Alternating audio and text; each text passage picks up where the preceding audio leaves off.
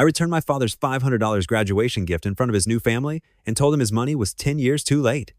For a decade, I was the spare tire of the family only acknowledged when someone else had a flat. I didn't need his charity now that I had built my own road. I'm Mark. When my dad married his second wife, he didn't just get a new spouse, he got a perfect new son, Leo. Leo was the star quarterback, the straight-A student, the pride of the house.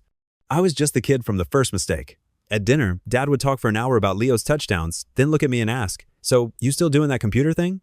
I remember when I needed $100 for a coding competition. Dad said it wasn't a real sport and told me to get a job. That same weekend, he bought Leo a $400 pair of cleats just for practice. I realized then that my father's love was a currency I would never earn, so I stopped trying to buy it.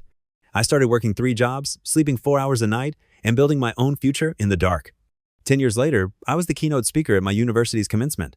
My dad showed up with Leo and his wife, acting like he'd been my biggest fan all along. After the ceremony, he handed me a check for $500, saying, "A little something for your hard work?" Son. I looked at the man who hadn't paid for a single textbook or meal in 4 years. I handed the check back. I told him, "Keep it, Dad. Leo looks like he needs a new pair of shoes. I don't need your $500 today because I learned how to live on zero when I actually needed you. You taught me the most valuable lesson of all, that I am the only person I ever need to rely on." Being the least favorite is a superpower if you use it right. It forces you to build a foundation that no one can take away. Don't beg for a seat at their table. Build your own empire. Subscribe to Motivation and Story for more. We'll see you in the next one.